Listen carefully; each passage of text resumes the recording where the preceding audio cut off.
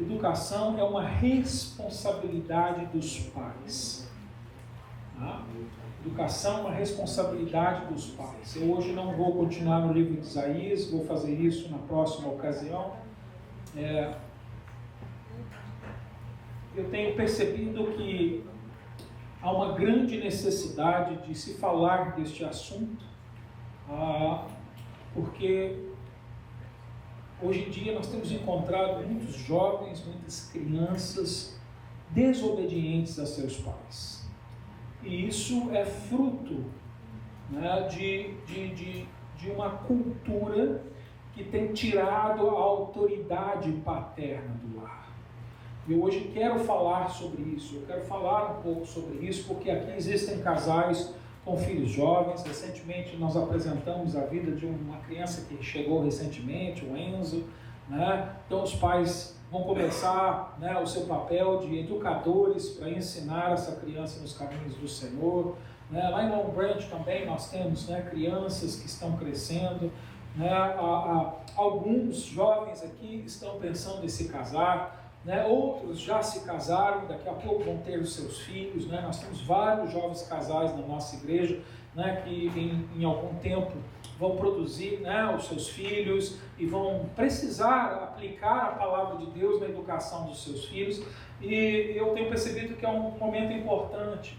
Inclusive, na última sexta-feira, no culto de jovens, eu preguei para os jovens a primeira parte do capítulo 6 de Efésios. Eu preguei do versículo 1 ao versículo 3, né, que fala dos filhos. Né? Eu falei, né, principalmente entre os jovens, bem que não são só os jovens que são filhos, nós também mais velhos, se temos nossos pais vivos, somos filhos, né? E se não temos, fomos filhos, né?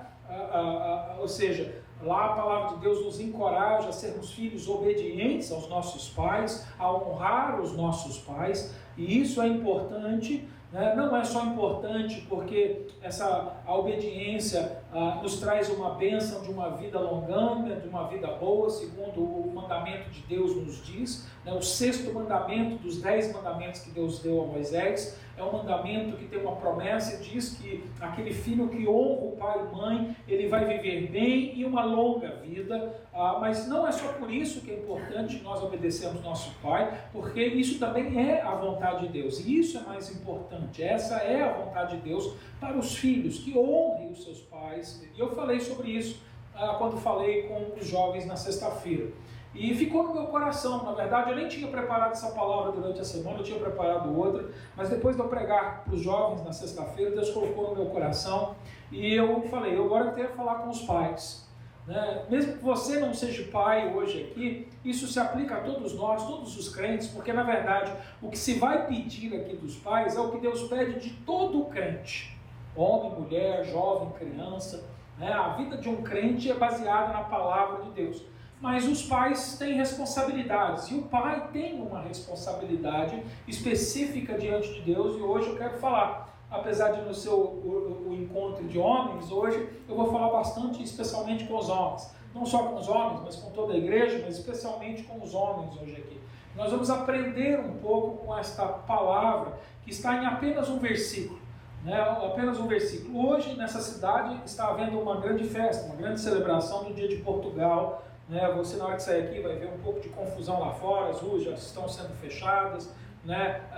Para quem passa aqui a parada, a celebração, vai haver muita bebedeira, vai haver muita bagunça. Isso já começou na sexta-feira. Algumas pessoas que lidam com comércio, que estavam conversando com a gente, estavam dizendo, eu até mudei o culto de jovens da igreja para minha casa, porque essa rua já estava fechada e muita bagunça à noite estava acontecendo. As pessoas dizem que tem acontecido muita baderna, muita briga, muita violência. E por que tudo isso tem acontecido? Porque são filhos que foram criados sem a disciplina, sem a educação.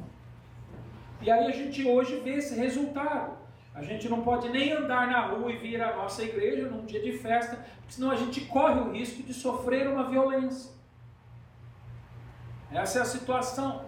Então é importante que a gente fale disso. Deus colocou no meu coração esse fim de semana, e eu passei o fim de semana meditando para trazer essa mensagem para os irmãos hoje aqui. Então vamos ler esse versículo 4 de Efésios capítulo 6. A palavra de Deus diz assim: E vós, pais, não provoqueis a ira a vossos filhos, mas criai-os na disciplina, em outras versões diz doutrina, na doutrina ou disciplina e na admoestação do Senhor. Vamos orar mais uma vez. Pai, mais uma vez em oração diante de Ti, nós pedimos agora que o Senhor abra o nosso coração e a nossa mente para que a gente ouça a Tua voz através da palavra de Deus. Senhor Pai querido, sou eu quem vou falar aqui hoje, ministrando a Tua palavra, Senhor, mas eu não tenho o poder de mudar a vida de ninguém. Mas, Senhor, Tu tens o poder de mudar as nossas vidas. Por isso, hoje eu peço que não eu, mas o Espírito Santo de Deus venha trazer convicção aos nossos corações para crermos com fé em Ti. Senhor, para que ouvindo as Tuas palavras nós venhamos a crer e crendo, Senhor, nós venhamos a praticar aquilo que aprendemos hoje aqui. Senhor, hoje nós estamos num mundo difícil de viver, hoje nós sofremos, Senhor Pai querido, porque o mundo tem rejeitado a Tua palavra. Por isso, Senhor, nós que nos reunimos aos domingos para adorar o Teu nome, nós que nos chamamos de a Tua igreja, Senhor, hoje nós queremos ouvir a Tua voz e nos dobrarmos diante dela. Quebranta os nossos corações e abra a nossa mente para nós obedecermos a Ti em todas as coisas, inclusive neste assunto, a criação de filhos. Senhor, hoje em dia nós temos tido tantas influências, somos influenciados pelos nossos amigos, somos influenciados pelos nossos parentes, somos influenciados pelo ensino e as filosofias deste mundo, somos influenciados pela ciência, pela psicologia, Senhor, a criarmos os filhos da maneira que eles propõem. Mas hoje, Senhor, nós queremos nos render a Ti para que nós possamos lembrar que a Tua palavra é a verdade. E, Senhor, e ninguém mais tem a verdade. Por isso, hoje nós queremos, Senhor, Pai querido, deixar as influências deste mundo para, Senhor, Pai, seguirmos a Tua vontade em relação à criação de filhos. Que o Senhor possa ser o nosso instrutor e nos ensinar e nos convencer de que assim é a Tua vontade.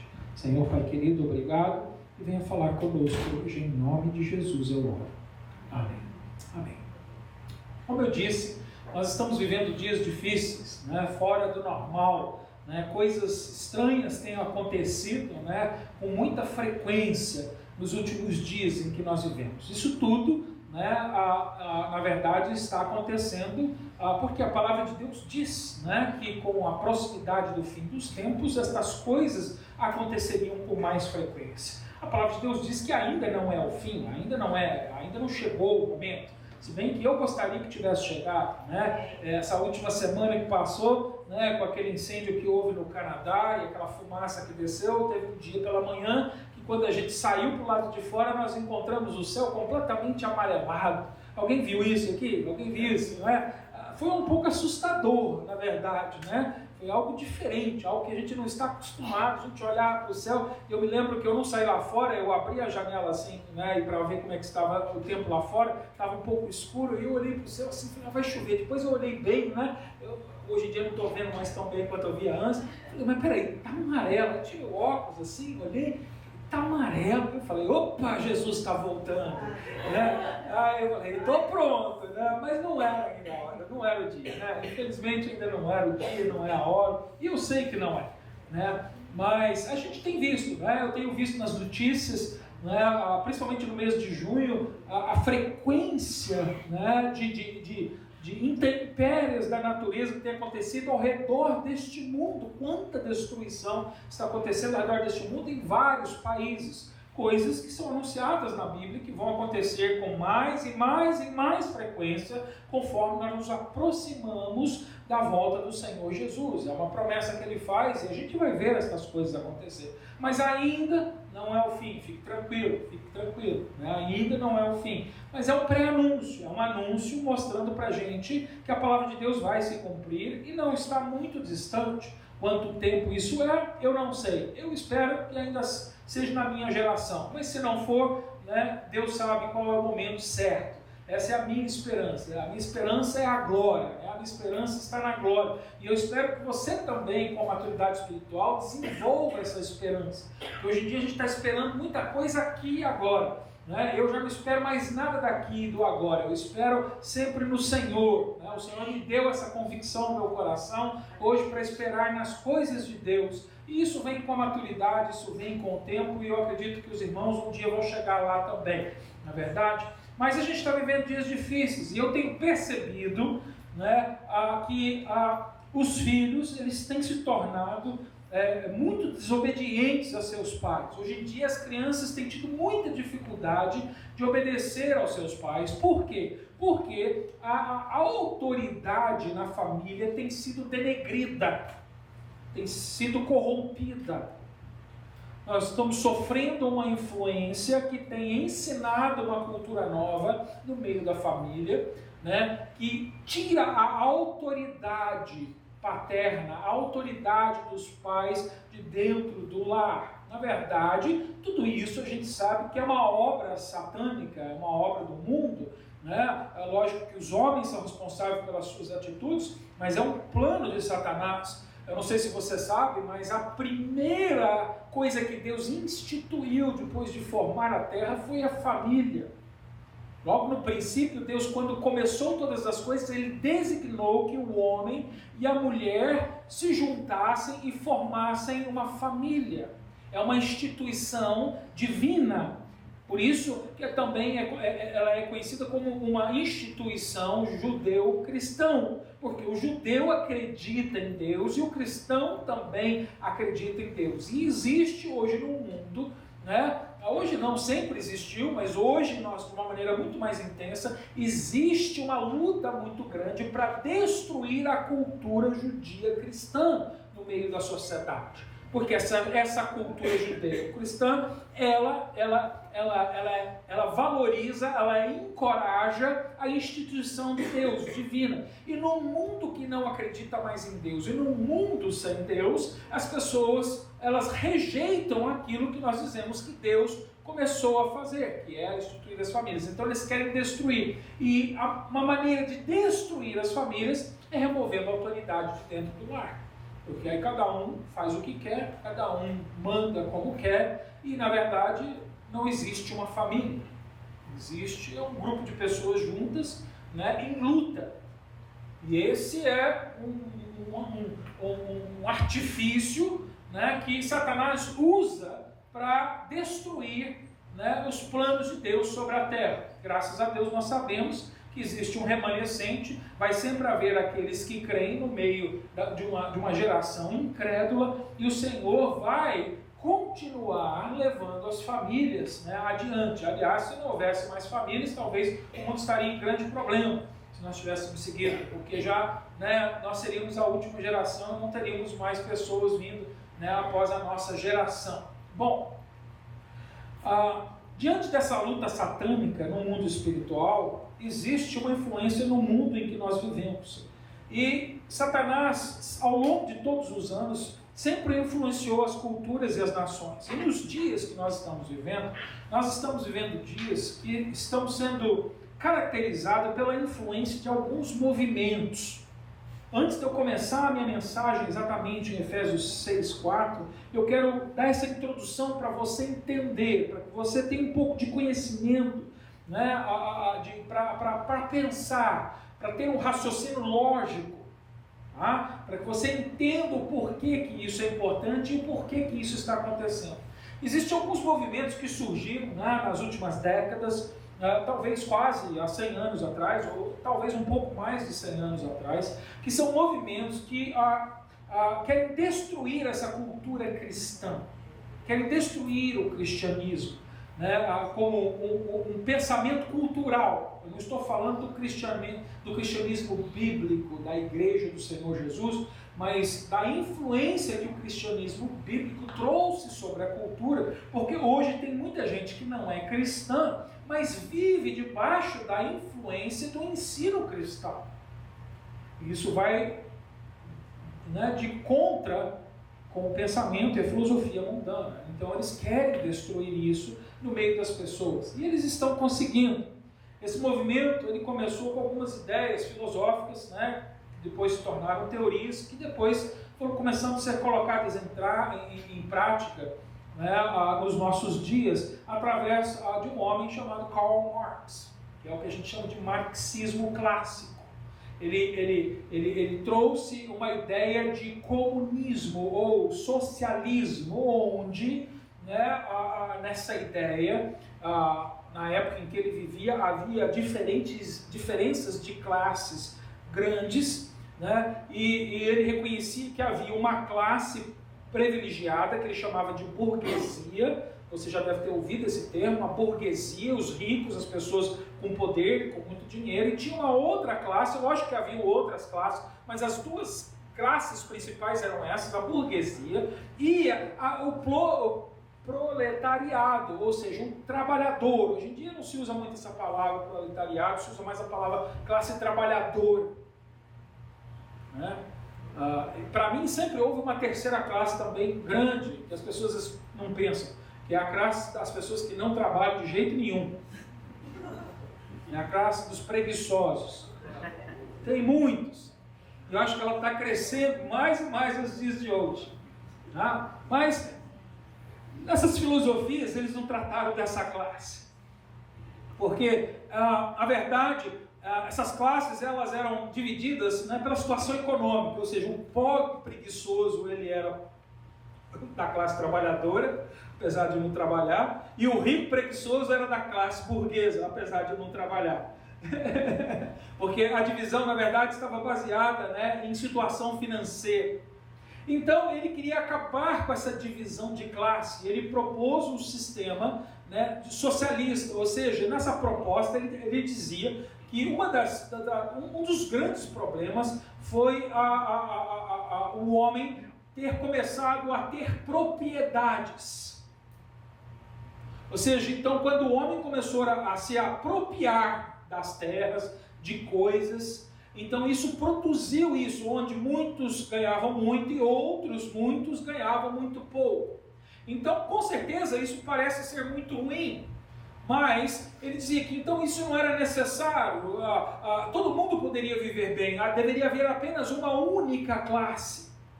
Então ele fez uma série de propostas. Eu não vou te dar aqui uma aula sobre comunismo, nada disso, só quero trazer algumas informações para você entender. Então a proposta dele era que se destruísse as diferenças de classe, mesmo que isso fosse feito à força. E na verdade foi assim que aconteceu. Porque muita gente que fazia parte da classe inferior estava satisfeito com a vida que estava vivendo. Não queria ser dono de nada, não queria ter propriedades, queria simplesmente encontrar um trabalho e viver a sua vida, receber o seu salário, ir para a igreja no domingo e cuidar da sua vida. Só que eles diziam, uma pessoa pobre, um proletariado, uma pessoa da classe trabalhadora que pensasse assim, era um traidor. Então eles matavam. E se você ler a história, você vai ver que muita gente morreu, tanto de um lado quanto de outro. Porque no pensamento deles é assim, se você não concorda com eles, você não merece estar aqui. Você tem que ser destruído. Você tem que aceitar. E foi por isso que surgiu, que a gente chamava, né, no passado, não sei se hoje em dia os jovens veem isso, mas no passado, nós somos mais velhos e entendemos muito bem, a cortina de ferro, né, ou cinturão, como às vezes em outros lugares dizem, né, de países comunistas que tiveram que se fechar, criar muros, criar meios para que as pessoas não deixassem, porque você era obrigado a seguir aquele pensamento e a promover. Porque Marx pensava que fazendo isso, trazendo a consciência, as pessoas vão falar assim, é verdade, nós estamos sendo abusadas e aqueles abusadores não podem continuar no poder, então que as pessoas se levantariam, deixariam as suas enxadas e as suas pás, pegariam nas armas e lutariam contra essas coisas. Mas isso não aconteceu. O povo não queria essa luta. Então eles tiveram que forçar isso. E muita gente morreu. Houve muita tortura, muita violência, muito abuso. E uma das ideias que surgiu, eu estou falando de criação de filhos, neste meio, é que se tudo é comunitário, criar filhos também é comunitário. Ou seja, o pai não tem propriedade sobre os seus filhos. o filho pertence à sociedade, ou em outras palavras, o governo. Porque na verdade, em todos os lugares onde se implantou o sistema comunista e socialista, com a ideia marxista, nunca deixou de haver a diferença de classes. Porque sempre houve duas classes.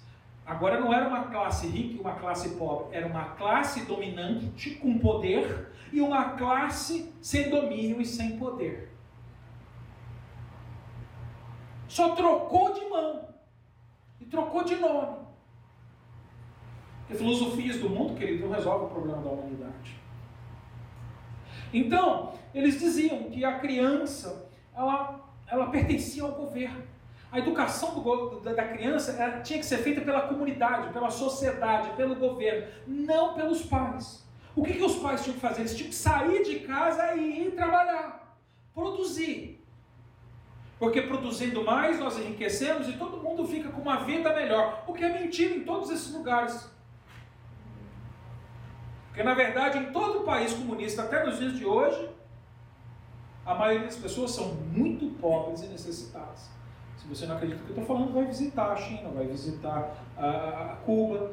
A China talvez hoje é um dos países mais ricos do mundo, onde existe a maior diferença de classe e grande número de miséria e de gente necessitada debaixo de um sistema como esse.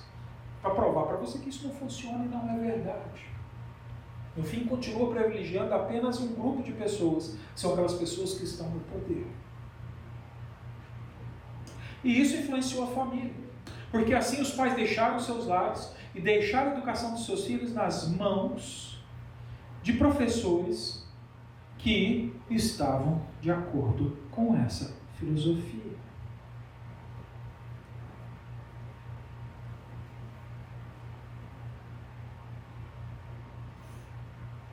Hoje, o nosso país, o Brasil, a nação brasileira, vive isso como consequência de um ensino escolar. Ideias que vieram através de professores, de formadores de opinião. É assim.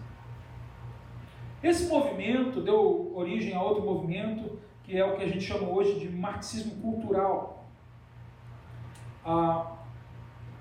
Mais tarde, outros homens, observando o que o marxismo clássico fez e viram que isso não estava funcionando, outros homens, talvez até mais inteligente, tinha um homem italiano chamado Antonio Gramsci, ele observou tudo aquilo, ele viu que aquilo não estava funcionando bem, e ele falou assim, nós não devemos implantar essa filosofia à força, à violência, não é assim. Nós temos que implantar, e aí ele propôs uma teoria, a teoria da hegemonia cultural, que é o que a gente chama de marxismo cultural. Ou seja, nós temos que usar as pessoas que influenciam a sociedade, e essas pessoas com essa filosofia, com esse conhecimento, elas então vão influenciar culturalmente o pensamento das pessoas, e então nós vamos conquistar as nações e as pessoas para que então se espalhe essa ideia. E ele não estava errado, ele estava certo. E ele propôs uma série de coisas que estão acontecendo nos dias de hoje.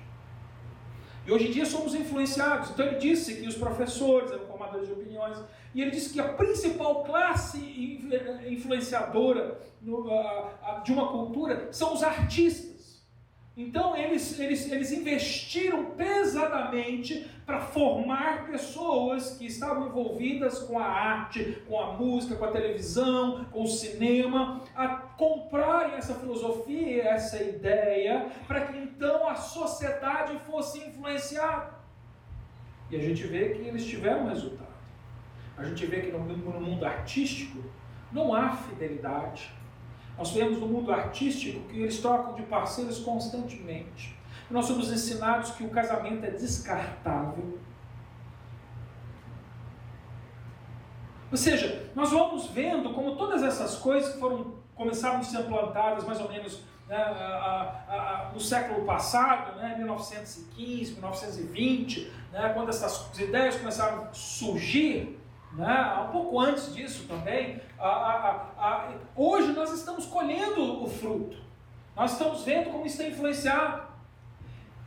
Esses movimentos marxistas, eles compraram outros movimentos que vieram surgindo ao longo do tempo. Por exemplo, o movimento feminista. Outro movimento. Um outro movimento que lutava pelos direitos de igualdade das mulheres. Aliás, as mulheres realmente eram muito maltratadas, elas não tinham o direito de votar, elas não recebiam o mesmo tipo de pagamento se elas exercessem o mesmo tipo de função que um homem. Ou seja, existiam problemas reais e essa luta era válida.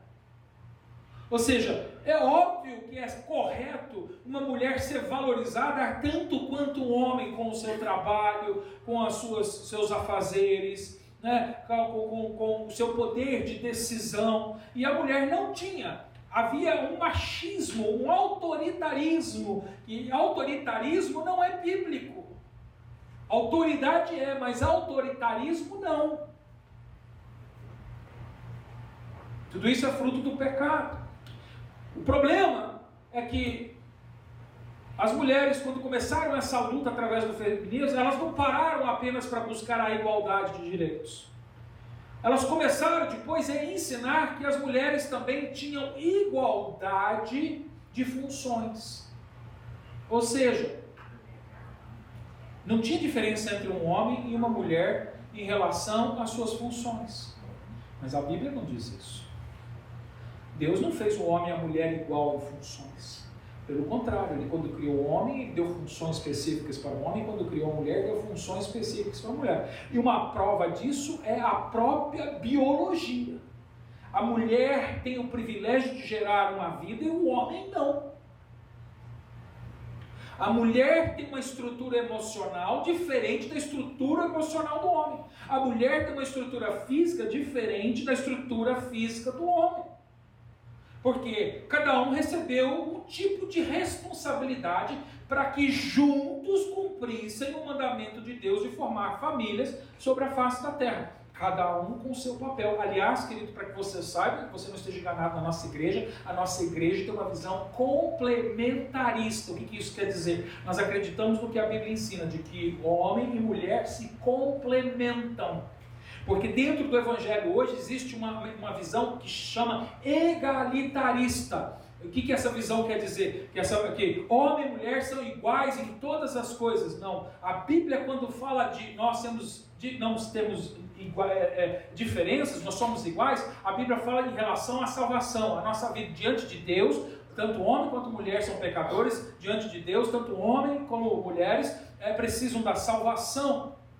E as pessoas muitas vezes pegam essa passagem que está lá em Gálatas capítulo 3, tiram fora de contexto para dizer, tá vendo? Deus falou que não faz acepção de pessoas, não tem diferença entre as pessoas, para dizer que então a mulher pode fazer as mesmas coisas que o homem pode fazer as mesmas coisas que a mulher. Mas essa passagem não está falando disso, essa passagem está falando do homem em relação à salvação. Esse é o contexto bíblico. Diante da salvação, homem e mulher não tem diferença, ambos precisamos ser salvos. Mas a Bíblia deixa bem claro que há diferença de papéis entre homens e mulheres. Então, esse movimento feminista vem e continua essa luta, mas agora ela vai além de apenas a igualdade de papéis. Porque agora nos diz que nós estamos vivendo o movimento feminista tem feito exatamente o oposto daquilo que era. Elas têm defendido agora o empoderamento da mulher. Ou seja, a mulher tem que passar a ser a classe dominante. E a gente vê isso nas propagandas de televisões, as mulheres que falam, as mulheres que cantam, as mulheres que representam, os artistas dizendo, não, o poder da mulher, né? Nós somos a classe dominadora, nós temos que estar acima dos homens, nós podemos mais do que os homens, nós temos mais isso e mais aquilo.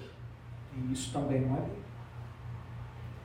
Ou seja, então já não é nem mais uma questão de igualdade, agora já é uma questão de desigualdade, porque elas estão dizendo que elas são maiores e melhores do que os homens, e estão produzindo o inverso daquilo que elas sofreram no passado. Você vê que filosofias do mundo não podem trazer a resposta para os problemas do mundo, somente Deus pode trazer a resposta. Esse tipo de filosofia deixou os homens confusos. Não só os homens, mas as mulheres começaram a ficar confusas. Porque nós começamos a perder a nossa identidade. Nós ficamos confundidos a respeito da nossa identidade. Quando fica assim, não, mas como é que é? Quem domina é elas? Quem domina somos nós? Quem tem que estar na frente é elas? Quem está na frente é eles? Não, ou seja, com essa luta toda nós estamos confusos, e aí surge um outro movimento que ganha força no nosso tempo, que é o movimento LGBTQ+, ou mais. Um outro movimento. Um movimento que agora está lutando para trazer uma outra ideologia, e tudo isso comprado e fruto do marxismo cultural. É uma ideologia que então agora vai ensinar em que gêneros são múltiplos, que existem centenas, milhares, aliás, na verdade nem existe uma concordância entre esse movimento de quantos gêneros há. Alguns propõem que tem 15, outros propõem que tem 18, outros propõem que tem 768, outros propõem que tem mais de 1000 gêneros diferentes. Mas eu quero dizer para você que, segundo a Bíblia, porque uma das coisas que eles dizem é que sexo é diferente de gênero. Você pode ter nascido com sexo masculino, mas o teu gênero ser outro. Mas eu quero dizer para você que Deus não faz essa diferença. Para Deus, quem nasceu homem é do gênero masculino e quem nasceu mulher é do gênero feminino. E para Deus só há 2 sexos e 2 gêneros. O que passa disso está fora do desenho, do desígnio de Deus. E isso tem deixado a gente confuso. Isso tem minado a autoridade dos pais dentro do lar. Esses movimentos têm desvalorizado o casamento, banalizado a família. As pessoas hoje, elas são ensinadas que a coisa mais comum do mundo é elas simplesmente, se elas quiserem desenvolver um relacionamento, se juntarem, viverem juntas, viver num relacionamento sexual sem a bênção do matrimônio, e tudo isso está bem. E olha, querido, eu não estou julgando ninguém, eu vivi isso na minha vida antes de conhecer o Senhor Jesus. Eu vivi isso na minha vida. Eu sei que muita gente talvez tenha vivido isso, mas uma vez que a nossa mentalidade muda, que nós nos convertemos, que o Espírito Santo muda a nossa maneira, nós temos que lembrar que não é a nossa vontade, mas a vontade de Deus que deve prevalecer sobre a nossa vida.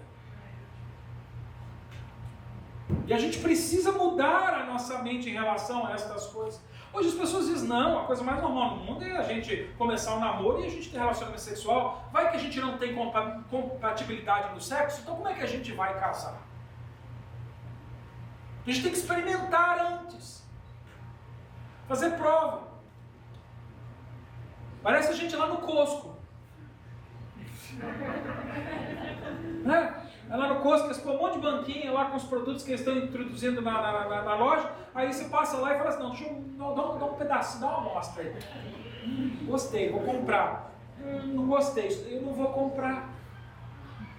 E é assim que a gente tem feito em relação aos relacionamentos. Eu vou dizer uma coisa que talvez assuste os irmãos aqui hoje um pouco, mas é a verdade, é bíblico. Estava na Bíblia e a Bíblia inteira mostra que foi sempre assim. Hoje em dia a gente diz assim, para me casar eu tenho que fazer o que em relação àquela pessoa? Eu tenho que amar. Se eu amo aquela pessoa, então eu me caso com ela. Eu tenho que achar alguém que eu amo. Vou dizer para você que nunca foi assim até mais ou menos 100 anos atrás. Até mais ou menos 100, eu não estou falando de milhares, até mais ou menos 100 anos atrás, as pessoas não casavam por amor. Elas casavam e trabalhavam para se amar. Porque amor não é um sentimento, amor é uma decisão, é uma ação.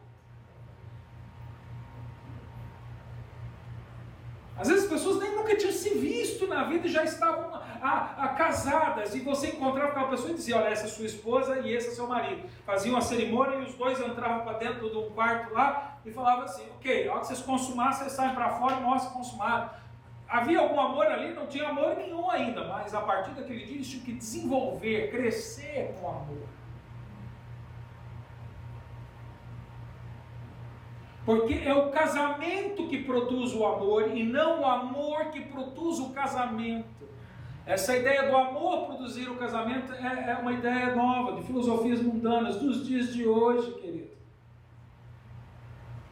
Mas o amor é um desenvolver da vida de Deus entre um homem e uma mulher.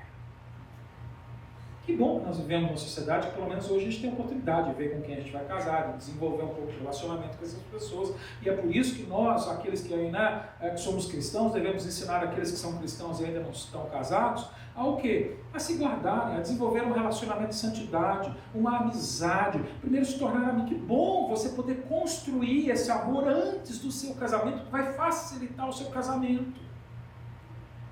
Mas deve ser na santidade de Deus. Pais, nós precisamos criar os nossos filhos de acordo com os princípios bíblicos e não de acordo com a cultura do nosso mundo. Ah, pastor, está muito difícil, o mundo é assim, todo mundo é assim, agora é assim, é melhor que venha o rapaz e fique aqui em casa, turma aqui em casa com a menina, pelo menos eles não estão na rua onde eu não estou vendo. Não, querido, né? Você pode estar salvando ele do perigo de um assalto, de um bandido, da morte, mas você não está lá livrando ele do perigo, da morte, do fogo do inferno. Então, até se ele estiver debaixo dos teus olhos fazendo a coisa errada, ele está em perigo. Porque quem não faz a vontade de Deus tem um lugar de destino, e o lugar de destino dele é o inferno. É a destruição da sua alma, debaixo dos seus olhos. Seja corajoso. Tome uma posição como cristão. Nós estamos sendo influenciados por essa cultura. Hoje nós temos uma geração sem direção, perdida, permissiva, sem disciplina. E quando eu falo dessa geração, não estou falando dos jovenzinhos não, querido. Estou falando de nós. E somos fruto dessa cultura. E nós estamos levando essa geração futura um buraco sem fundo. Nós precisamos olhar, governar as nossas casas. É assim. Agora eu queria falar um pouquinho com as mulheres antes de entrar na mensagem. Eu ainda não entrei na mensagem. Eu só introduzindo. Eu queria falar com as mulheres. E daqui a pouco eu vou falar com os homens. Queria falar com as mulheres.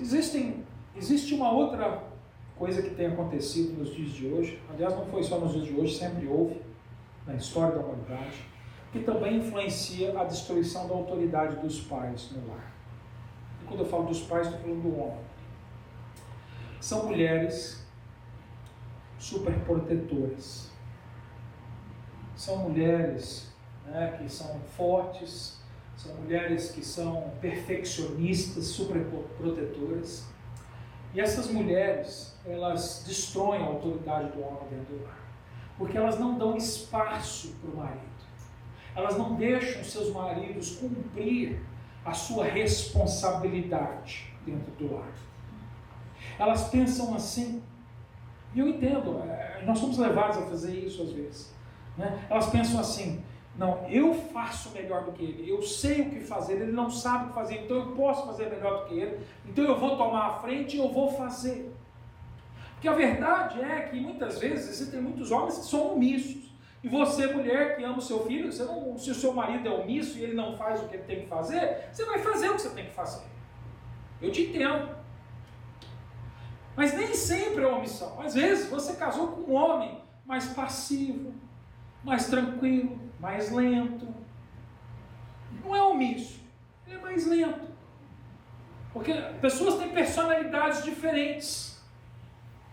E às vezes ele é mais lento, ele é mais passivo. E a mulher, ela às vezes, normalmente é o contrário, né? Bem ativa, ela é rápida, ela pensa rápido, ela soluciona rápido. Como eu disse, Deus criou homem e mulher de uma maneira diferente. Ela fala assim, não, olha, está demorando demais. Ou, na verdade, isso, olha, minhas irmãs, me perdoe, mas essa é a verdade. Isso, na verdade, é falta de fé em Deus, de confiar no plano de Deus que tem para o seu marido. E aí você toma a frente e não permite que ele ocupe o espaço que ele precisa ocupar, porque você não consegue controlar o seu temperamento.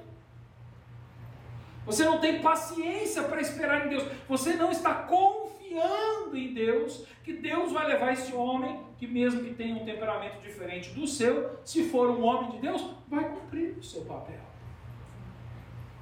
Talvez um ritmo muito mais lento que o seu. Mas você acaba ocupando e deixando esse homem confuso. E aí ele se afasta. E aí eu vou dizer a verdade, queridos. Eu sou homem e eu vou dizer, a verdade é que quando a gente tem uma mulher que toma a frente e começa a fazer tudo, eu vou sentar e vou ler o jornal. Eu fico preguiçoso. Se eu chego, já está pronto. Se eu penso em fazer, já está feito. Se eu quero fazer, ela já fez.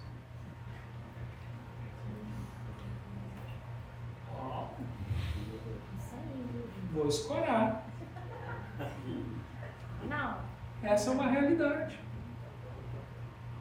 Então, essa é a parte da mensagem que eu quero deixar para as irmãs. Vocês precisam orar muito, irmãs. Orar muito para que Deus lhes ajude a confiar nele e não se tornar um impedimento para que a autoridade paterna se estabeleça dentro do seu lar. Porque se no meio da sua família você for um instrumento, e eu estou falando agora com um cristão, eu falei do povo do mundo, agora estou falando com os cristãos. Se você, mulher cristã, atrapalhar a ordem de Deus para o seu lar, você vai sofrer muito. E seus filhos também. Seu marido vai descansadinho para o céu.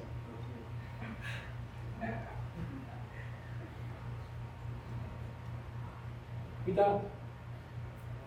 Em algumas mensagens que eu já preguei no passado, eu gosto de usar um exemplo. Vou pegar aqui. É o exemplo da cadeira. Como eu disse, Deus deu um papel específico. Ele deu uma cadeira para cada um. E se essa cadeira ela é para o seu marido e você, esposa, ocupa ela, ele fica sem lugar para sentar. Sabe quando ele vai assumir a responsabilidade dele? Só no dia que você deixar essa cadeira livre. Então agora vamos pregar. Efésios capítulo 6, versículo 4. Vamos lá. Efésios capítulo... Primeira coisa. Obrigado. Pastor, ele queria que eu pegasse a cadeira no final, não precisa pegar a cadeira. Está ouvindo a palavra, né, irmão? Isso aí.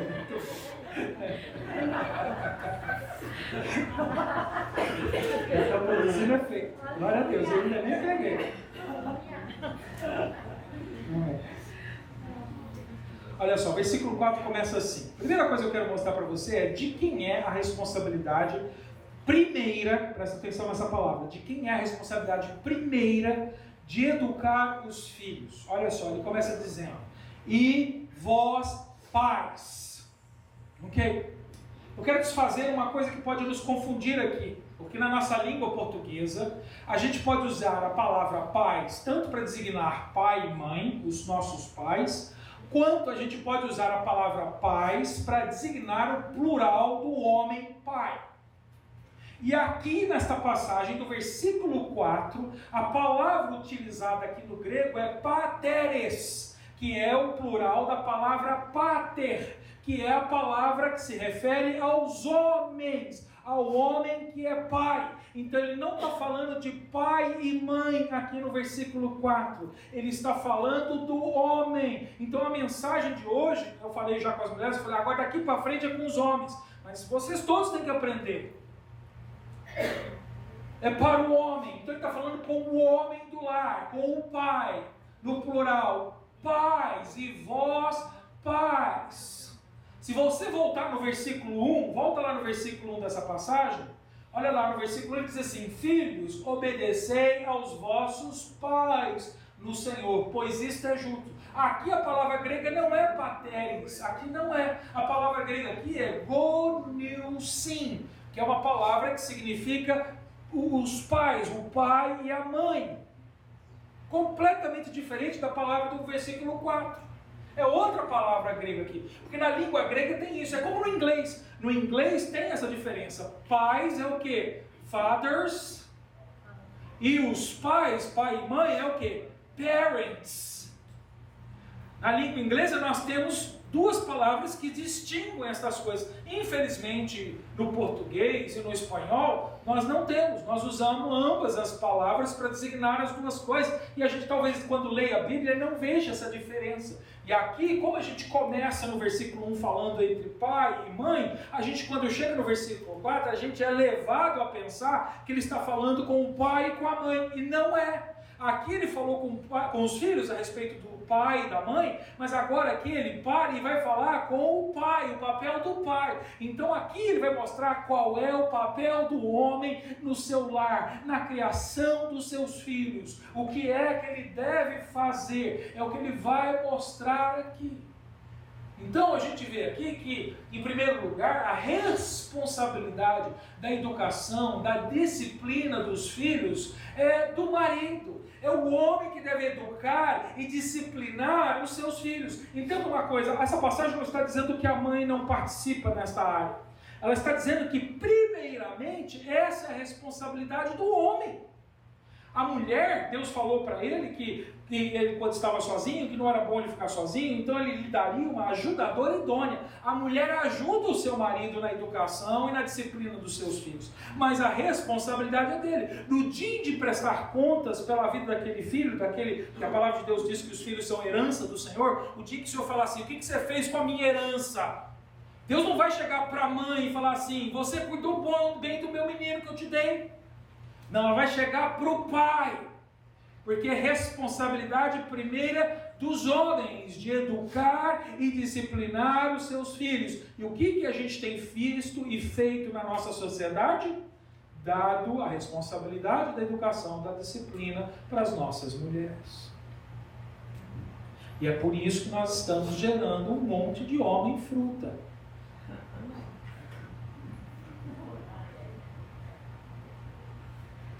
É por isso que não tem mais homem forte. A gente tem um bando de homem sem coragem. Tenho certeza que se entrasse alguém com uma arma aqui agora, um monte de homem esconder atrás da mulher.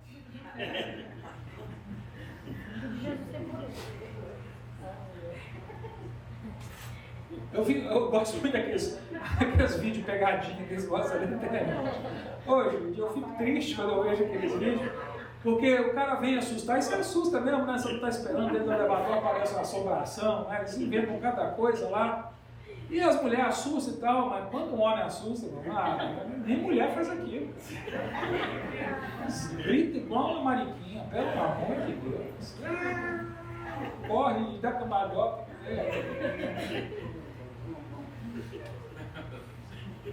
É homem que não tem recebido educação e disciplina do seu pai. A gente não está ensinando o menino essa imagem, porque eu, quando caí, machucava, minha mãe vinha, ai tadinho, vem cá, vou passar um remedinho. Quando meu pai estava perto de mim, ele falava assim, rapaz, deixa você ver, você levanta, vamos para de chorar. Eu gosto assim.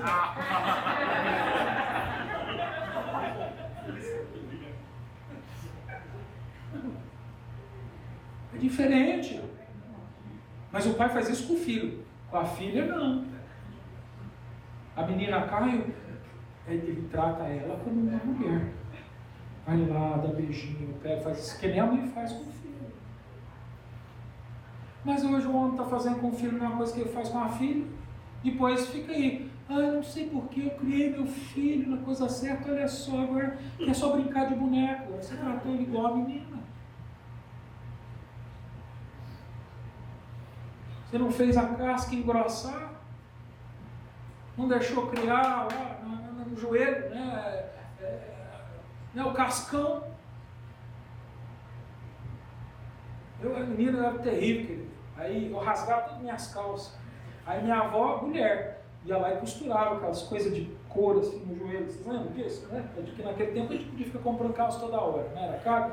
Então, para não acabar com a calça, ia lá e põe aquele corão aqui no joelho, que assim não estragava a calça.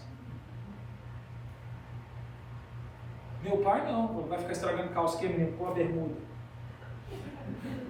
O que ele está dizendo? Rasga o joelho, mas a calça não.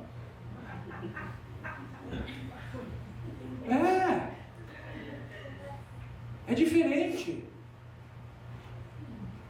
Tem hora que eu corrijo o menino, aí a Priscila fica, ai, tadinho de Samuel, que tadinho de Samuel, vai tomar uma na orelha. Deixa sofrer, moleque, tem que aprender a ser homem. Não, lá. A gente precisa ser homem, formar homem dentro de casa. A humanidade perdeu isso. Nós perdemos. Uma geração fraca, usou uma molenga, sem fibra. Estão tudo aí com depressão. Depressão é coisa de mulher, uns anos atrás, querido. Desculpa. Não, os homens estão excessivos demais.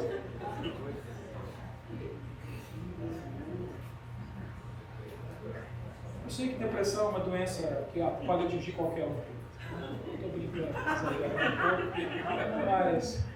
mas é verdade.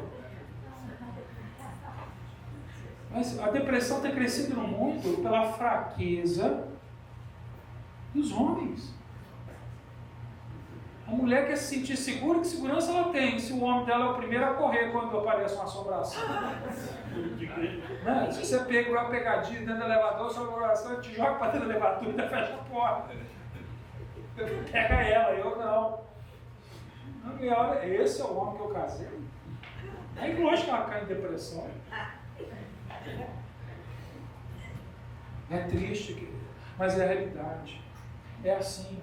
Infelizmente, nós homens, nós temos sido omissos, nós temos sido indiferentes ao nosso papel de liderança. A gente tem jogado a responsabilidade nas mãos das mulheres, nós temos que parar com isso. Querido, criar filho, porque a ideia que a gente tem no mundo hoje é assim, não, estou falando dos crentes agora. O crente ele fala assim, a Bíblia diz que eu sou o provedor, então eu vou sair, vou trabalhar duro, e eu sei que aqui tem homens que trabalham bastante, e trabalham duro, eu sei disso. Aí ele chega em casa e fala assim, aqui, trabalhei, fiz minha parte, boto o dinheiro em cima da mesa. Querido, não. Seu papel de provedor não é só de finanças. A palavra de Deus diz que quando o homem é provedor, ele é o que provê a vida espiritual, ele que provê a oração, ele que provê o dinheiro, ele que provê a ordem dentro do lar, ele que provê a autoridade, ele que provê a disciplina, ele que provê a educação. Então quando você chega e põe o seu dinheiro em cima da mesa, você só fez a primeira parte do seu papel de homem. Aí o homem chega e fala assim, não, agora eu vou para o meu jornal, vou para o meu videogame, eu vou para não sei o quê, que eu já fiz a minha parte, agora eu vou descansar. Sabe quando você descansa? Você descansa quando todo mundo estiver já descansando. O descanso é só depois que todo mundo estiver descansando, porque depois que você chega em casa do seu trabalho, você tem que educar, disciplinar, você tem que ensinar, você tem que orar, você tem que liderar espiritualmente a sua mulher e os seus filhos.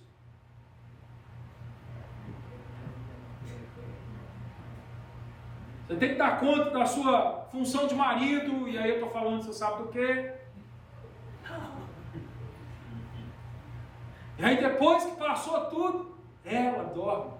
E aí se você quiser um tempo, você vai ler um jornal, vai jogar videogame, você vai ter.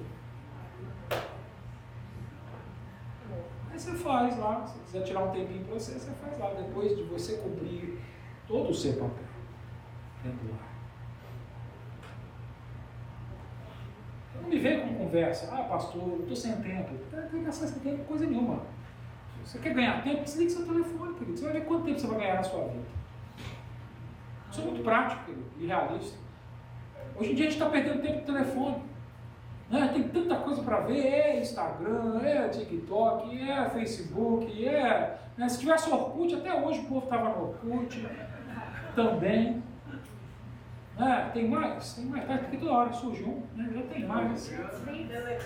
Telegram, tem não sei o que, tem o WhatsApp, tem. E aí você vem, pastor, não, pastor, o senhor não entende, eu trabalho muito, não dá tempo.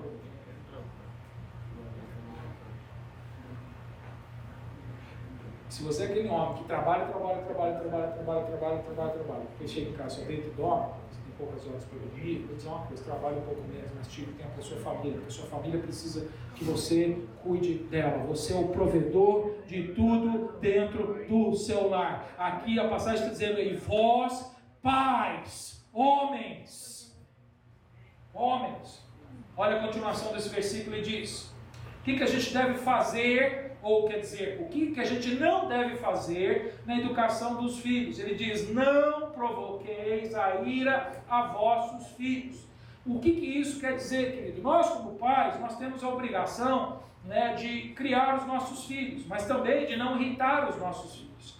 Quando a gente está criando os nossos filhos, educando os nossos filhos, a gente vai ter que dizer muito não. A gente vai ter que mandar eles fazerem muitas coisas que eles não querem fazer. A gente vai ter que dizer, vai escovar o dente, vai tomar banho, vai estudar a lição de casa, vai desligar a televisão.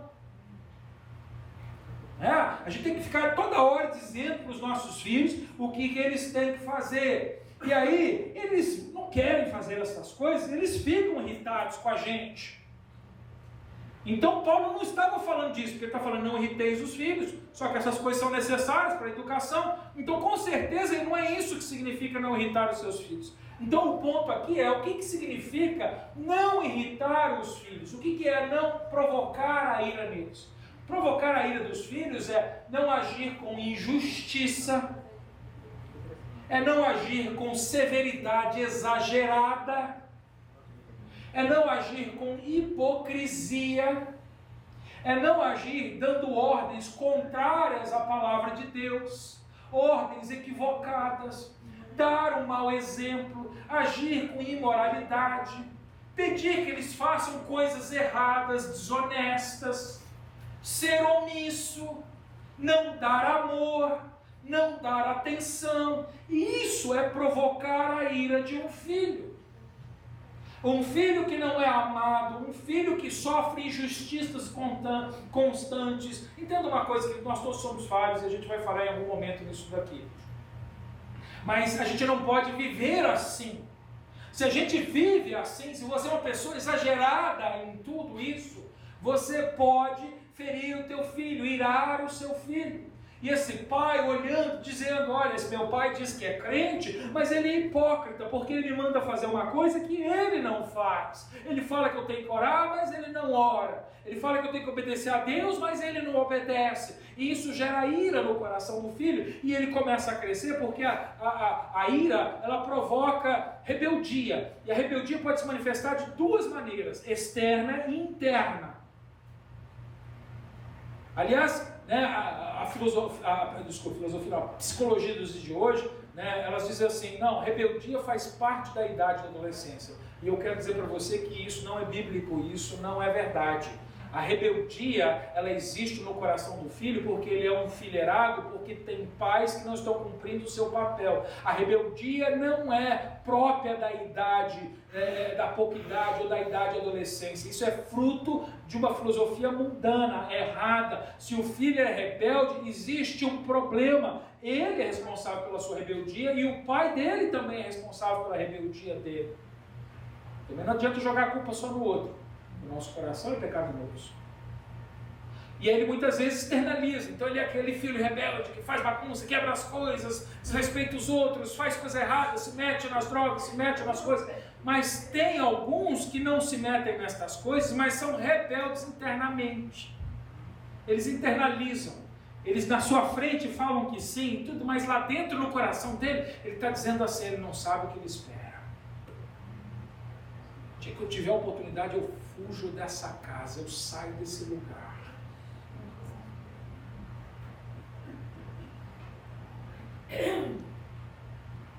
A ira provoca a rebeldia. Então, a Bíblia diz a gente por que a gente não deve irar os nossos filhos. Por que a gente não deve irar os nossos filhos? Vai lá em Colossenses capítulo 3, está perto de Efésios onde você está, um pouco mais à frente. Um pouco mais à frente, alguns livros à frente, o livro de Colossenses é um livro paralelo ao livro de Efésios. Paulo escreveu quase a mesma coisa que ele escreveu para Efésios, ele escreveu para Colossenses. No capítulo 3, em Colossenses capítulo 3, No versículo 21 ele está falando deste assunto. Está falando que o pai não deve irar o seu filho. Aqui ele dá a razão do porquê que a gente não deve irar o nosso filho. Lá ele diz para a gente não irar o nosso filho, e aqui ele diz o porquê não irar os nossos filhos. Olha só. Colossenses 3:21. Ele diz: pais, não irriteis, ou não provoqueis a ira, os vossos filhos. Por quê? Qual é a razão? Para que não fiquem desanimados. Se você não educar o seu filho da maneira correta, você vai desanimar o teu filho. Ele vai perder o desejo da vida, o desejo de obedecer. Ele vai perder o desejo de fazer alguma coisa com a sua vida. Inclusive, ele pode perder o desejo de seguir na fé. Quando ele vê um pai crente que é hipócrita, quando ele vê um pai que exige uma perfeição que é impossível para ele mesmo dar aos filhos, ele pode começar a questionar e dizer assim: eu não quero esse Deus do meu pai, que exemplo eu tenho dentro de casa, eu não quero essa religião, eu não quero esse Jesus. Você desanima o seu filho. E é por isso que nós não devemos irritar os nossos filhos com atitudes assim. Temos que ter cuidado. Volte comigo em Efésios 4. Então ele disse o que a gente não deve fazer com os filhos, na educação dos nossos filhos, e agora ele vai dizer como fazer para educar os filhos. Para educar os filhos, ele diz: mas criai-os na disciplina e na demonstração do Senhor. Algumas versões dizem: mas criai-os na doutrina e na demonstração do Senhor. Então aqui ele está mostrando como então nós devemos criar, educar os nossos filhos. Primeiro é criar na disciplina. Essa palavra disciplina aqui no grego é uma palavra que tem o sentido de correção. Doutrina, até quando a gente fala de doutrina na Bíblia, o que é doutrina? É aquilo que corrige, é aquilo que é correto, é aquilo que tira a gente do caminho errado. Uma doutrina bíblica é aquilo que coloca a gente no caminho certo. Ou seja, por isso que ele usa essa palavra, às vezes na tradução é usada também a palavra doutrina. Correção, disciplina é isso, é corrigir. É a mesma palavra que o próprio Deus usou lá em Hebreus capítulo 12. Vai lá em Hebreus capítulo 12. Lá Deus falou que Deus corrige a quem Ele ama. E é a mesma palavra no grego que Ele utiliza lá. Vai lá comigo no versículo 5, Hebreus capítulo 12, versículo 5. Eu vou ler até o 11. É uma passagem que fala da educação, fala da correção, mostra para a gente como é importante a gente disciplinar os nossos filhos. Olha só, ele diz lá, versículo 5: estais esquecidos da exortação que, como a filhos discorre convosco, filho meu, não menospreze a correção que vem do Senhor, nem desmaieis quando por ele és reprovado. Está falando com os crentes aqui, não está falando de menininho. Que Deus também corrige quem Ele ama. Nós somos filhos de Deus. Deus trata a gente como se nós fôssemos seus filhos. Então Ele nos corrige quando a gente precisa. O irmão aqui mais cedo veio me dar um testemunho de uma situação que ele viveu essa semana. Ele disse: olha pastor, passei tanta dificuldade essa semana, achei que Deus não queria nada comigo, mas depois no fim eu fui ver que era Deus abrindo a porta. Porque assim, Deus corrige quem Ele ama. O irmão correu lá para a classe de batismo e falou: eu tenho que batizar. Eu falei: glória a Deus, é isso mesmo. Deus corrige quem Ele ama.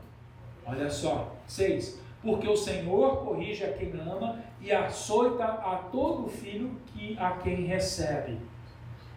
É para a disciplina que perseverais. Deus vos trata como filhos. Pois, que filho há que o pai não corrige? Olha só, isso aqui é uma pergunta retórica. Se você, pai, não corrige seu filho, você não é pai do seu filho, desculpa. Porque a Bíblia está dizendo aqui que qual é o pai que não corrige o seu filho? Pai, ou seja, ele está assumindo que um pai é uma pessoa que corrige os seus filhos. Então, se você é um homem omisso, que não corrige seus filhos, você nem deveria ser chamado de pai. É sério. Se até Deus faz isso, você não vai fazer? Quem é você? Mais do que Deus? Maior do que Deus? Ah, pastor, o menino é muito novo. Lasca nele a vara se for preciso. Olha só, ele continua. 9, 8. Mas, se estáis sem correção, de que todos se têm tornado participantes, logo sois bastardos e não filhos. Você pode até ter feito o menino, mas ele não bastardo, você não corrige ele. 9. Além disso, tínhamos os nossos pais segundo a carne. Olha só, falando de você, de mim, né, do pai da carne, que nos corrigiam e os respeitávamos. Está vendo? Sabe por que tem menino que não respeita o pai? Porque não tem um pai que corrige o menino. Teu filho é um bastardo. Que respeito você merece? Você acha que você não está sendo respeitado porque você não está fazendo a correção que você tem que fazer. Não havemos de estar em muito maior submissão ao Pai espiritual e então viveremos? Que está comparando a vida espiritual. Se nós, quando tínhamos nossos pais, quando éramos corrigidos, nós não obedecemos nosso Pai, quanto mais a Deus, que também nos corrige. Nós não devemos obedecer a Deus? Olha lá, versículo 10. Pois eles, está falando dos pais da carne, nos corrigiam por pouco tempo, segundo melhor lhes parecia. Deus, porém, nos disciplina para aproveitamento, a fim de sermos participantes da sua santidade. É para a eternidade. 11.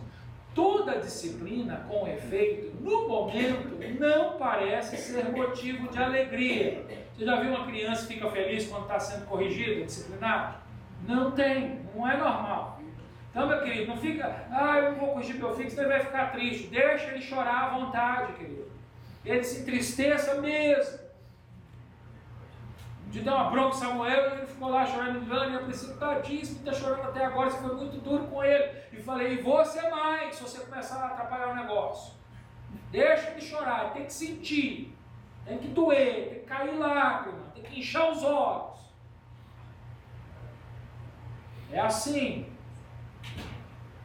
Mas de tristeza ao depois, entretanto, produz o quê? Depois que passa a tristeza, produz o quê? Fruto pacífico aos que têm sido por ela exercitados, fruto de justiça. Nesse dia mesmo que eu corrigi meu menino, daí um tempo ele passou o choro, ele veio lá, pai, me perdoa, perdoa. Você não corrige, vira vagabundo, sem vergonha. Na hora ele me odiou. Aí depois que passa, ele vem e ele reconhece que o pai foi mostrar amor por ele. É assim, é assim. Abra comigo no livro de Provérbios, versículo 29. Estamos chegando ao fim.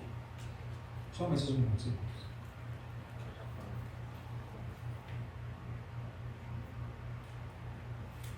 Por que você deve disciplinar o seu filho? Sabe por quê? Porque ele é igual a você. Ele herdou o seu coração. O seu filho herdou a sua natureza. O seu filho, ele é a sua semente, contaminada pelo pecado. E olha, pensa comigo com toda honestidade. Você hoje, ainda hoje, mesmo já sendo mais velho, filho de mim também, se a gente olhar com toda honestidade para a gente, dentro da gente, não tem coisa que a gente ainda precisa de correção.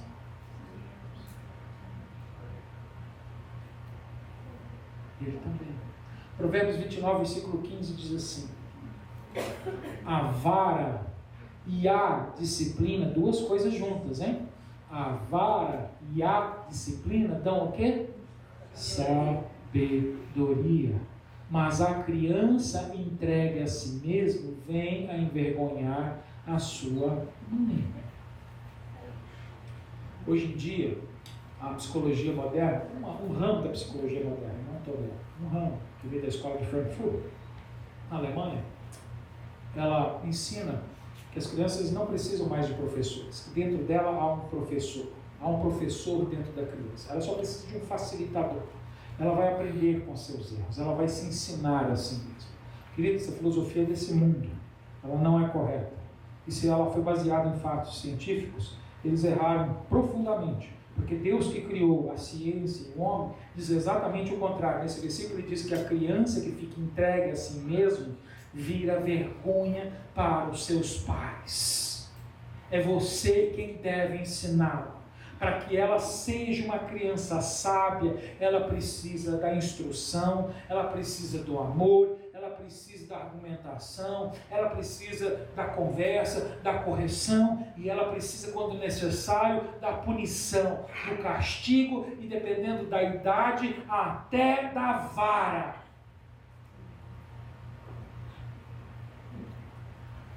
Primeira palmadinha que minha menina levou, ela tinha 9 meses de idade. Pastor, mas é muito novo. Lógico que eu não bati para machucar, nem para espancar. Mas era manhosa. Continua. Mas era mais. Hoje eu gosto que ela seja manhosa. Mas não queria ficar no berço de jeito nenhum, só queria ficar no colo, só queria ficar de fora, só queria brincar, mas tem hora que tem que ir pro berço.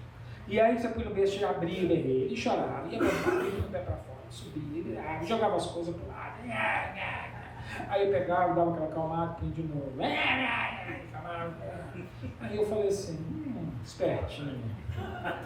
9 meses, mas já entendeu como é que funciona. Ah, é assim? Aí peguei pela última vez, botei no colo. Aí, quando eu fiz assim, já... pá! Para agora! Ele deitou, abriu um olhão, ficou olhando para mim, virou pro lado, 9 meses.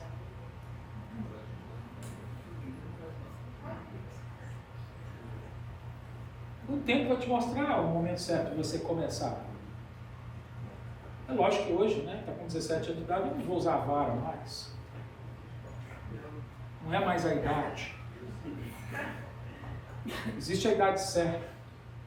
Mas o pai que não usa dessa ferramenta está deixando de trazer o que a Bíblia traz, sabedoria para os seus filhos. Olha só, isso é sério. Ainda no livro de Provérbios, vai no capítulo 13.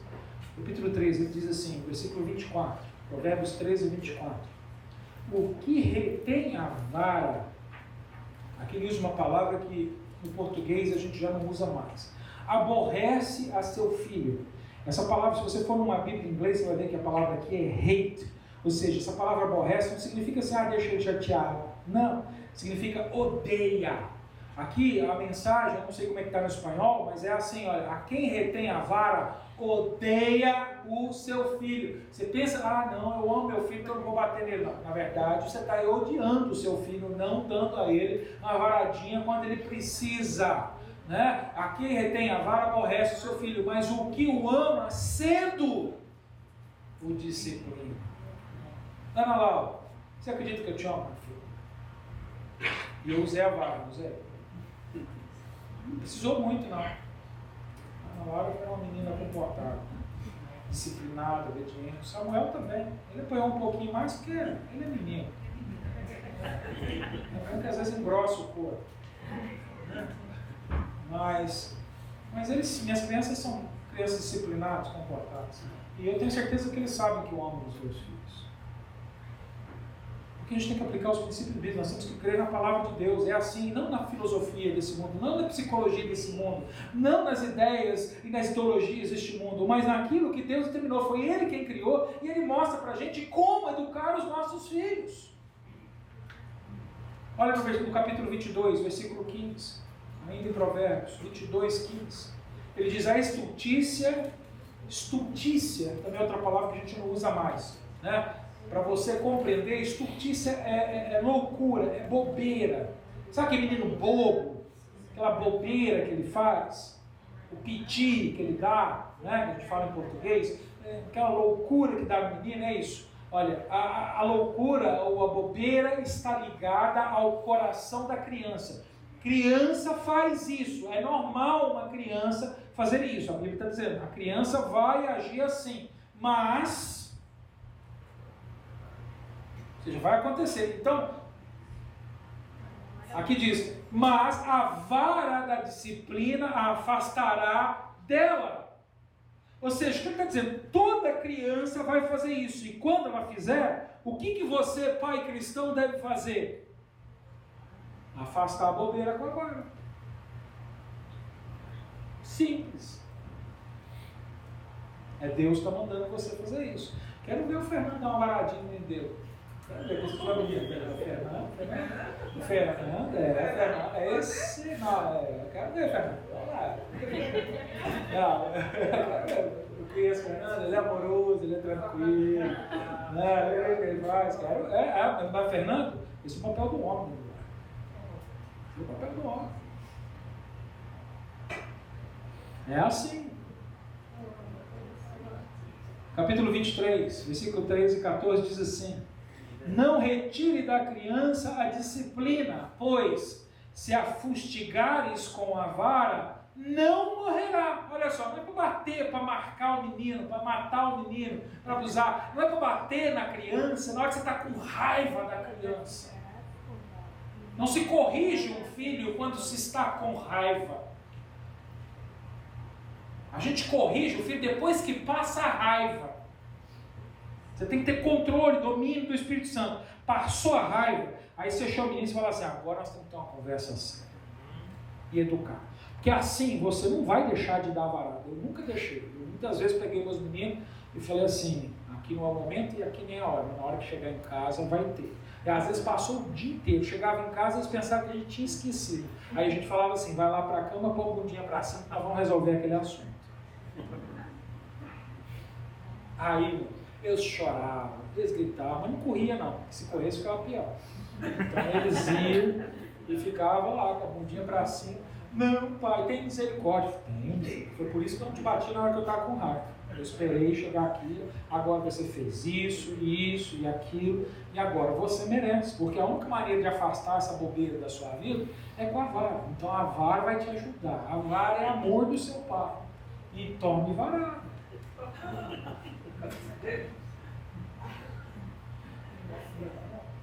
Nunca espanquei os meus filhos, mas eduquei, disciplinei.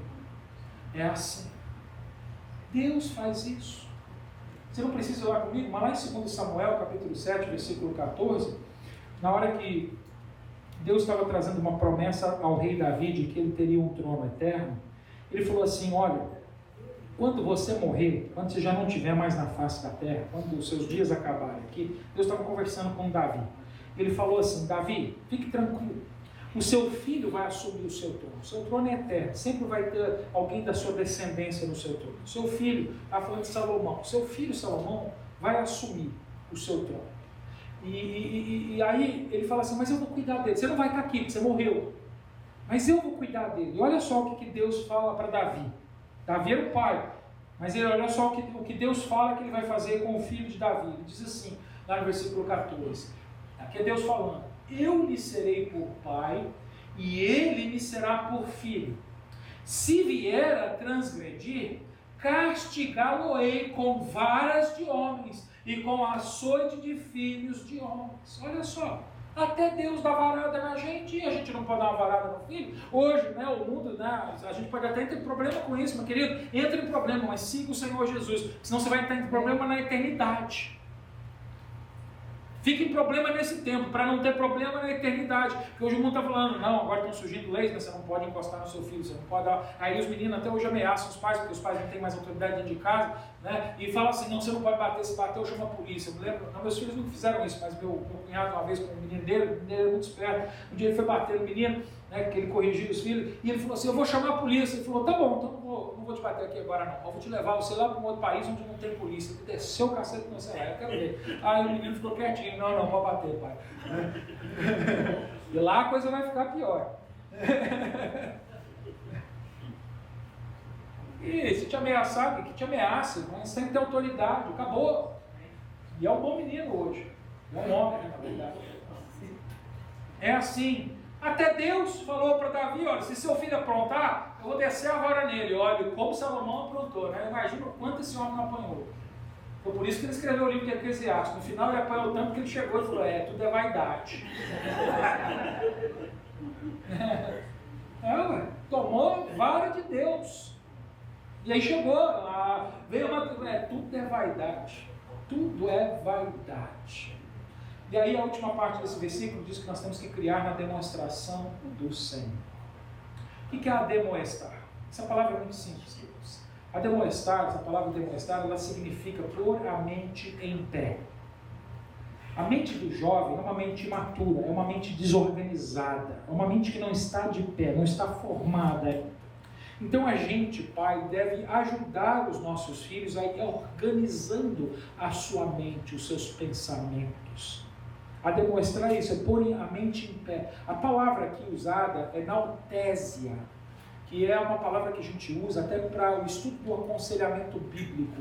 O aconselhamento bíblico, não estou falando do aconselhamento psicológico, o aconselhamento bíblico a gente chama de aconselhamento noutético. O que noutético é? A palavra noutésia, ela vem de noutésia. O que é isso? É exatamente isso, de aconselhar para pôr o pensamento em ordem, no caminho correto, né? Organizar as ideias repetidamente para que ela vá na direção correta.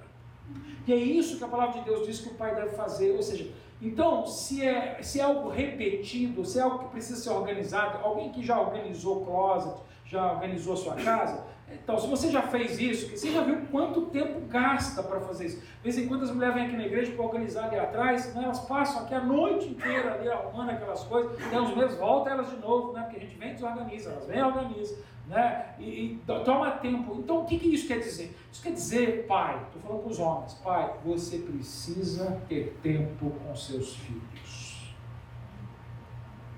Você precisa ajudar os seus filhos a organizar os seus pensamentos.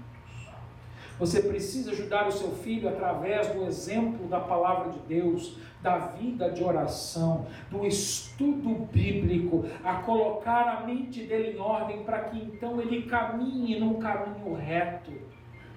Em Deuteronômio capítulo 6 ele diz isso, ele diz, né, que nós devemos andar com os nossos filhos e ensiná-los a palavra de Deus quando acordamos, quando andamos, quando nos deitamos, para que ele não se desvie nem para a direita e nem para a esquerda. O que isso estava querendo dizer? Estava querendo dizer para a gente que nós temos que ajudá-los a se organizar para que eles tenham um caminho correto na vida. É função dos pais. E porque hoje nós homens temos falhado em cumprir a nossa responsabilidade, nós vivemos hoje num mundo onde nós não temos paz. Se nós sairmos ali fora, nós corremos risco. Existem pessoas roubando, matando. Nós estamos num mundo sem amor, sem misericórdia, porque nós temos negado a cumprir a nossa função bíblica de homem. Um homem do lar. O pai dos seus filhos, com a ajuda das nossas mulheres, das nossas esposas. Querido, quero dizer para você, em primeiro lugar, que não pense que eu sou um pai perfeito. Eu não sou. Aliás, essa mensagem é muito maior do que o mensageiro. Eu mesmo falei em muitos pontos dessa mensagem que eu preguei hoje aqui. Porque essa mensagem é muito maior do que qualquer mensageiro. E é por isso que nós, homens, devemos pedir perdão a Deus. Nós devemos orar pedindo perdão a Deus pela nossa omissão, pedir a Deus por muitas vezes ter dado ordens erradas, equivocadas para os nossos filhos, muitas vezes por ter falhado em dar o tempo que eles necessitam, em termos falhados em ensinar eles uma vida de devoção. Nós devemos nos arrepender dos nossos pecados e buscar no Senhor Jesus uma vida diferente e assumir o nosso papel de homem dentro do nosso lar. Segunda coisa que nós temos que fazer, nós precisamos orar pelos nossos filhos, muito. Nós precisamos orar muito pelos nossos filhos. Por quê? Mesmo que você seja um pai excelente e cumpra todas estas coisas, ainda assim isso não é uma garantia de que ele vai andar com o Senhor. Por que eu digo isso? Porque não se ganha a salvação pelas obras, e sim pela graça. E se o Espírito Santo não convencer os nossos filhos de seus pecados, não mudar o coração deles, nada do que fizermos vai fazer essa criança mudar. O nosso exemplo, o nosso trabalho pode colaborar para que ele ouça a voz do Espírito e se arrependa dos seus pecados e sejam salvos. E é por isso que nós pais não devemos nunca desistir de orar pelos nossos filhos, porque não somos nós que salvamos os nossos filhos, é Deus quem salva os nossos filhos. E nós devemos orar pela salvação dos nossos filhos. E cumprimos o nosso papel, para que pelo menos na sociedade ele seja o homem que ele deve ser, a mulher que ela deve ser. E finalmente, nós precisamos crer na Bíblia. Do que eu estou falando? De acreditar nessas coisas que eu te mostrei pela palavra de Deus, que são a palavra de Deus. Que como crente nós temos que crer que é assim que nós devemos agir, porque talvez até agora, esse momento, algumas pessoas podem dizer assim: eu não concordo, pastor. Eu tenho meu jeito, eu tenho minha maneira de ensinar, eu não concordo, eu não concordo com violência, eu não concordo. Eu quero dizer para você, querido, que dar a vara no seu filho não é um ato de violência. A palavra de Deus deixou bem claro que dar com a vara no seu filho é um ato de amor. E ela pode livrar o seu filho do castigo do inferno. Em Provérbios 23, 14, ele diz: não retire da criança a disciplina, pois se fustigares com a vara não morrerás. Versículo 14, por exemplo, diz assim: tu a fustigarás com a vara e livrarás a sua alma do inferno.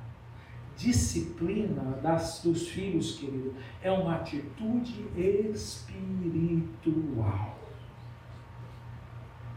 A disciplina e a educação, elas podem ser a salvação do seu filho em Jesus Cristo.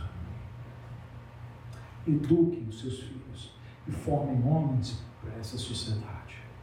Pai, em nome de Jesus, hoje eu oro e eu peço que o Senhor tenha misericórdia de nós, que o Senhor possa nos abençoar, Senhor Pai querido, através desta palavra, para que nós possamos nos arrepender dos nossos pecados, da nossa omissão, da nossa falta de fé na Tua palavra, para que nós possamos começar a viver segundo o Teu conselho e não segundo os conselhos deste mundo. Pai, muda os nossos corações em primeiro lugar, porque, Senhor, nós precisamos ser o exemplo para as nossas famílias. Senhor Pai querido, ajuda as nossas esposas a nos amar, mesmo com os nossos defeitos. Senhor, e nos ajudar, Senhor, a nos tornarmos o homem que devemos ser. Por isso eu oro pela vida delas e peço que as minhas irmãs sejam também, Senhor, alcançadas por Ti, por esta palavra, para que alcancem paciência, que elas possam crescer na fé e confiar em Ti, que assim o Senhor fará na vida de seus maridos. Senhor, para os jovens que ainda não casaram, Senhor, que talvez pensem em se casar, eu peço que essa palavra não venha a desanimar eles a buscar o casamento, e sim encorajá-los, Senhor, a assumir essa responsabilidade quando chegar o momento, para cumprir o seu papel, Senhor, fazendo a vontade de Deus. Obrigado, Pai, pela Tua igreja nesta manhã, e oro, Senhor, que o Senhor nos guarde e nos proteja, Senhor, durante essa semana, e seja esse culto para o louvor, a honra e a glória, em nome do Senhor Jesus. Amém. Convido a igreja a ficar de pé para a gente terminar adorando o Senhor Jesus.